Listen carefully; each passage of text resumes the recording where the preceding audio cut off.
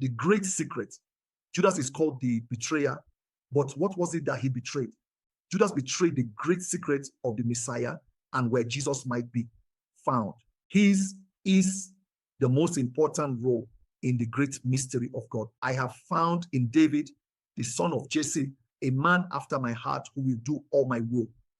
Of this man's posterity, God has brought to Israel a savior, Jesus, as he promised. Then in the 43rd chapter of Isaiah, the Lord reveals the savior saying, I am the Lord, and besides me, there is no savior. If God brought a savior to humanity, he had to bring himself as Jesus, which simply means I am. This he revealed in the great I am statements. I am the vine, I am the door, I am the shepherd, I am the bread. In those statements, Jesus is declaring that unless you believe that your I am is Lord, you die in your sins, for your I am is Jesus, your Savior, the man who will rule as God as he promised.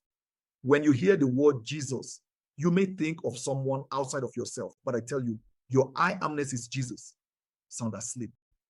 He is buried in you and will one day awaken in you. Asleep, you are a son of God. But when he awakes, you are God the Father, sending his sons into the world to conquer death. The sons return as the Father of all life. Beloved, we are now the sons of God. It does not yet appear what we shall be. But we know that when he appears, we shall be like him and see him as he is.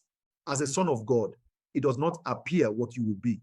But when God appears, you will know him because you will be just like him. That is the great messianic secret.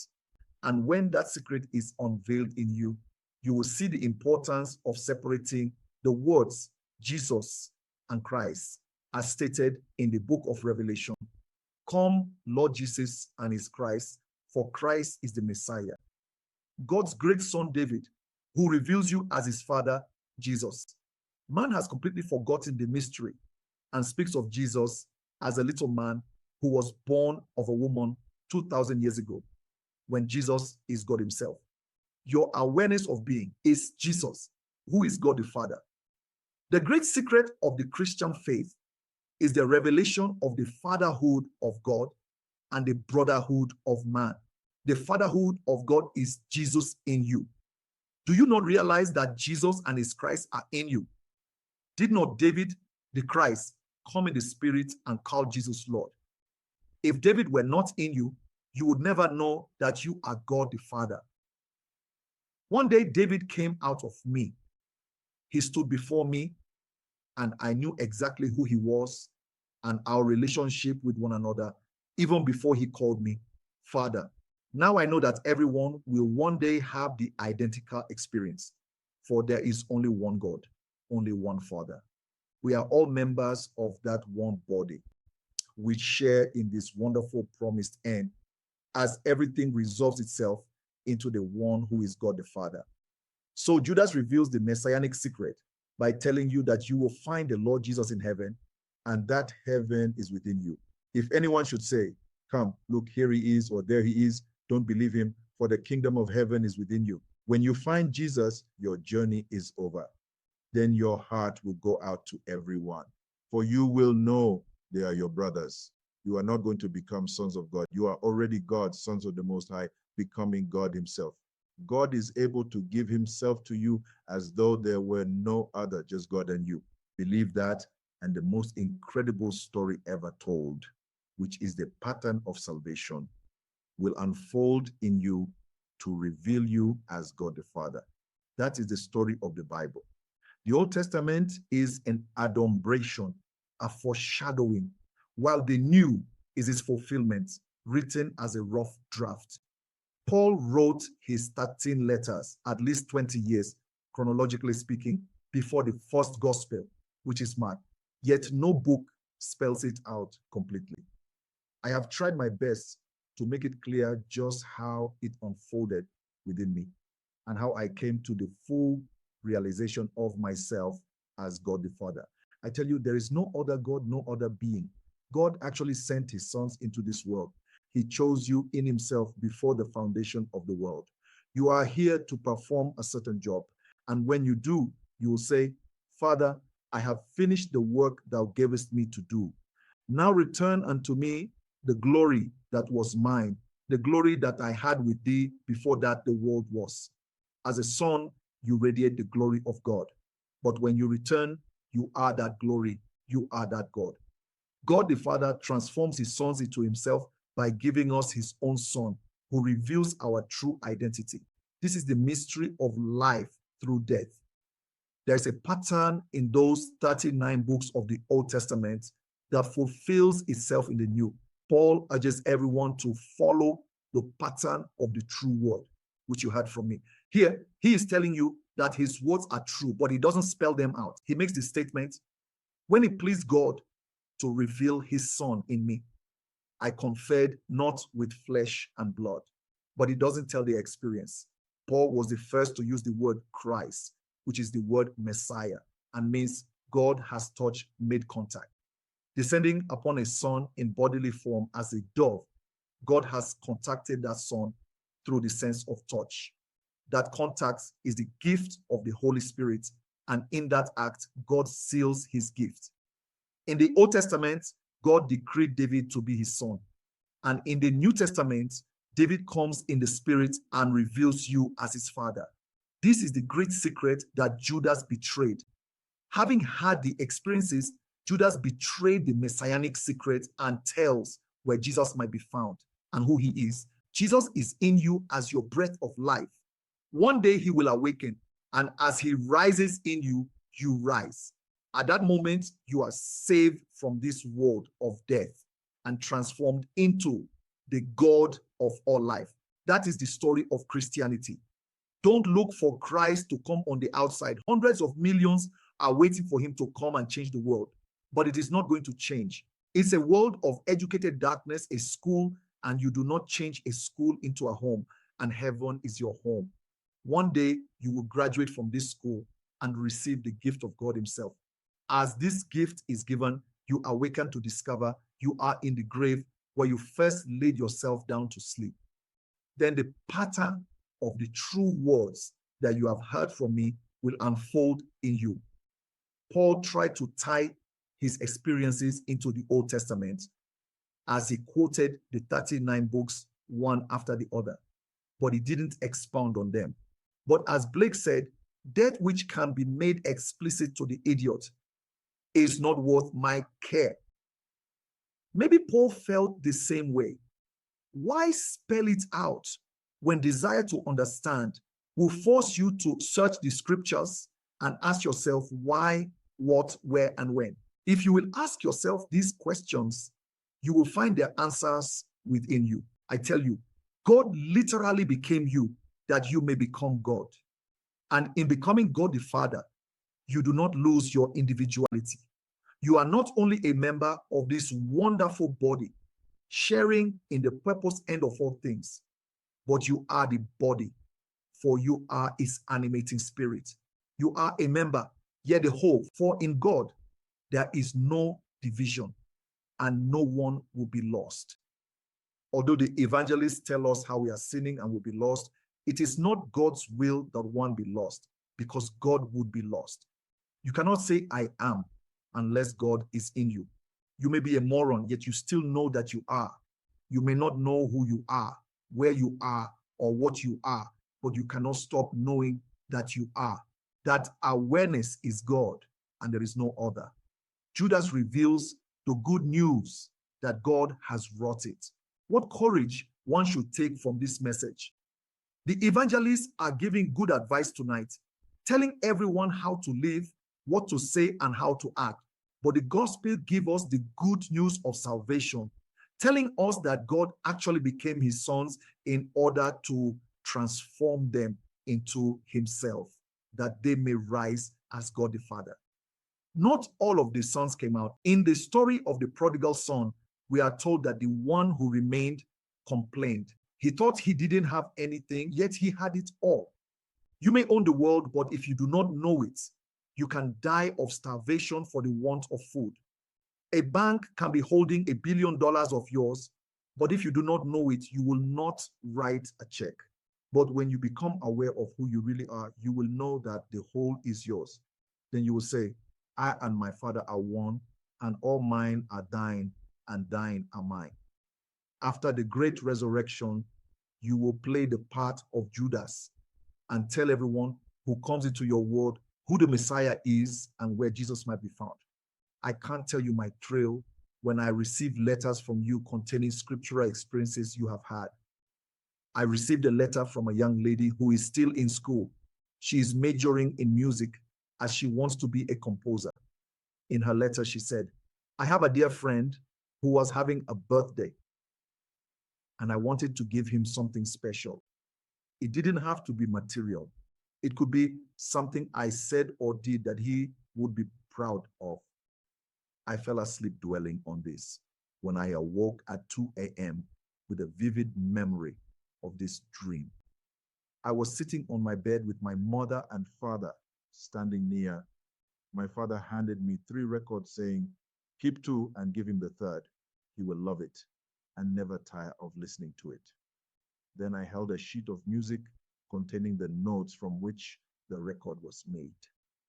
I saw that the composition's title was Christ and the composer's name was Olam. She saw correctly. The word Olam means something hidden, kept out of sight.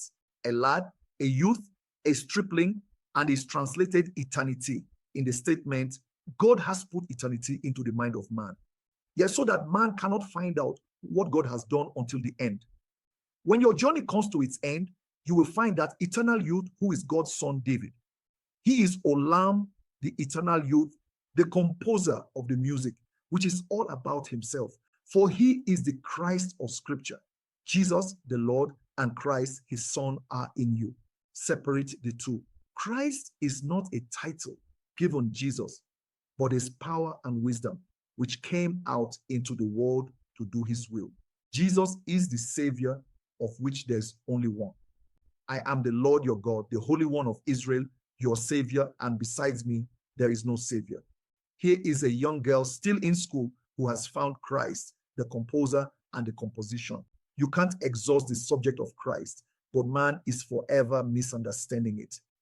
The crowds believe some little man was crucified on a cross by Jews, but John tells us, you know not whom you worship, but we know who we worship, for salvation is from the Jews. If you think of a physical Jew, you are in error. A Jew is an Israelite who is not a descendant of Abraham after the flesh, but the elect of God of any race or nation. The Old Testament is the book of the Jews, of which you, as the Son of God, came into this world to fulfill. Every mystical experience, if foreshadowed by a word in the Old Testament, is predestined, written by God's servants, the prophets. The chronological order of both the Old and the New Testament is not accurate. Matthew is the first book in our New Testament, yet Mark came before Matthew, and the letters of Paul came before the 4 Gospels. Our forefathers of the church arranged the books as they now appear, but they do not give the true order of the unfolding picture any more than the books in the Old Testament do.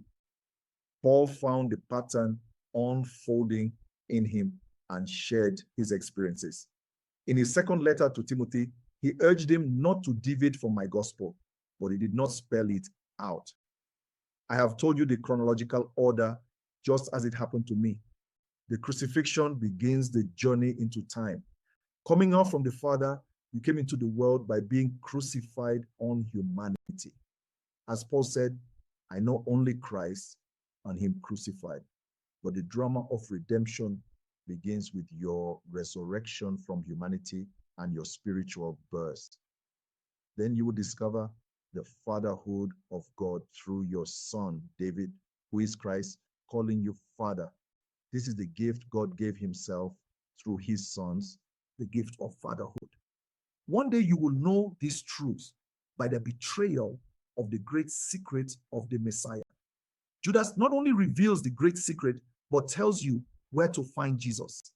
He is in the garden as the tree of life. Blake knew that is why he said, the gods of the earth and sea sought through nature to find that tree. But their search was all in vain, there grows one in the human brain. One day, that tree whose roots are in your brain will reverse itself, and the story of Jesus and his Christ will unfold in you.